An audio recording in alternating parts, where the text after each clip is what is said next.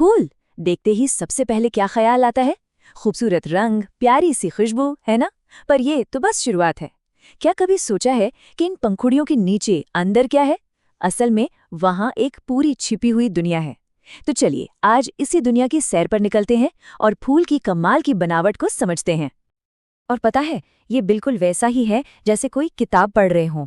हर पन्ना एक नया राज। हमारी कहानी की एक किरदार है मीरा। उसे भी ठीक ऐसा ही लगा। तो चलिए हम भी मीरा के साथ इस खोज की यात्रा पे निकलते हैं। तो फिर सबसे बड़ा सवाल, आखिर एक फूल के अंदर होता क्या है? चलिए आज हम सब थोड़ी देर के लिए प्लांट डिटेक्टिव बन जाते हैं। तैयार हैं? एक एक करके हर परत को हटाएंगे और इस पूरी पहेली को सुलझाएंगे। तो ठीक है डिटेक्टिव्स, शुरू करें। किसी भी अच्छी इन्वेस्टिगेशन की तरह हम भी शुरुआत करेंगे सबसे बाहरी सबूत से, मतलब फूल के उन हिस्सों से जो सबसे पहले हमारा ध्यान खींचते हैं। हाँ बिल्कुल सही, पंखुड़ियाँ और उनके ठीक नीचे मौजूद बाह्यदल।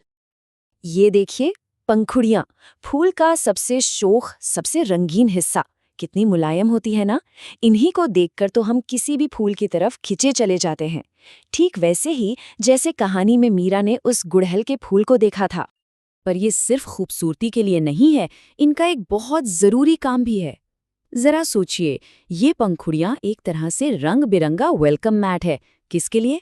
मधुमक्खियों, तितलियों, मतलब उन खास मेहमानों के लिए जिन्हें फूल अंदर बुलाना चाहता है। अब पंखुड़ियों के ठीक नीचे देखिए, ये जो छोटी छोटी हरी पत्ती जैसी चीजें हैं ना, इन्हें कहते हैं बाह्यदल। इनका काम भी बड़ा जरूरी है। जब फूल खिला नहीं होता, मतलब जब वो एक कली होता है, तो यही बाह्यदल उसे चारों तरफ से घेर कर रखते हैं। एक तरह से ये फूल के पर्सनल बॉडीगार्ड हैं।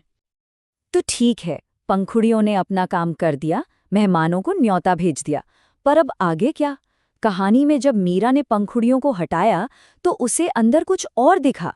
चलिए हम भी अब थोड़ा और अंदर झांकते हैं।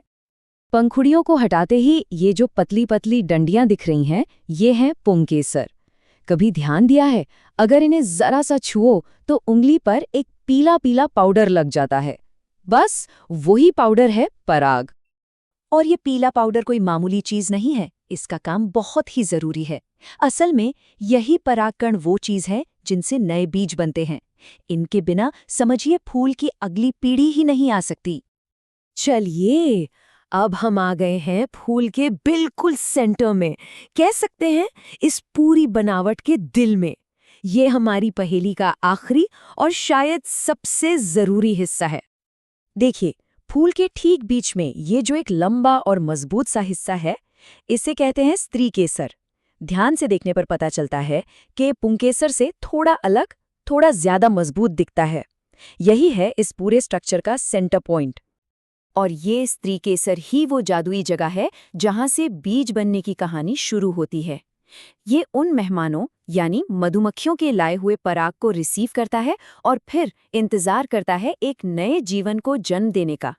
इसीलिए तो ये फूल का सबसे सुरक्षित और सबसे कीमती हिस्सा है। तो अब तक हमने सारे पार्ट्स अलग अलग देख लिए, पंखुड़ियाँ, पुंकेसर, स्त्री केसर, सब कुछ। अब जरा इन सबको एक साथ जोड़कर देखते हैं, समझते हैं कि ये पूरा सिस्टम मिलकर काम कैसे करता है। कहानी में एक लाइन है जो इस पर बिल्कुल फिट बैठती है, पूर्ण सामंजस्य, मतलब परफेक्ट हार्मनी। फूल का हर एक हिस्सा, पंखुड़ी हो, पुंकेसर हो या स्त्री केसर, सब एक दूसरे के साथ मिलकर इतने कमाल के तालमेल से काम करते हैं ना कि लगता है कुछ भी फालतू नहीं है। तो पूरा प्रोसेस क्या हुआ, चलिए फटाफट समझते हैं। पंखुड़ियों ने मेहमानों को बुलाया, पुंकेसर ने उनके लिए एक तोहफा यानी पराग तैयार रखा, और स्त्री केसर ने उस तोहफे को लेकर एक नया बीज बना दिया। कितना सिंपल लेकिन कितना जीनियस डिजाइन है ना? ये एक बहुत कमाल की सोच है। जब मीरा को ये सारी बातें समझ आईं तो उसे एहसास हुआ कि फूल सिर्फ देखने में सुंदर नहीं होते। अरे, ये तो जिंदगी बनाने वाली छोटी छोटी फैक्ट्रियां हैं और हर मशीन, हर पुर्जे का अपना एक खास काम है। तो बस अगली बार जब कोई फूल दिखे ना, तो उसे सिर्फ एक सुंदर सजावट की चीज मत समझिएगा। याद रखिएगा कि उसके अंदर एक कितना कॉम्प्लेक्स, कितना शानदार सिस्टम काम कर रहा है। एक पूरी की पूरी फैक्ट्री जो चुपचाप अपना काम किए जा रही है। और आखिर में एक सवाल, अगर एक मामूली से दिखने वाले फूल के अंदर इतना बड़ा आर्किटेक्चर, इतनी जटिल इंजीनियरिंग छिपी हो सकती है, तो जरा सोचिए हमारे चारों तरफ प्रकृति में ऐसे और कितने अजूबे होंगे जो बस इस इंतजार में हैं कि कोई उन्हें करीब से देखे और समझे।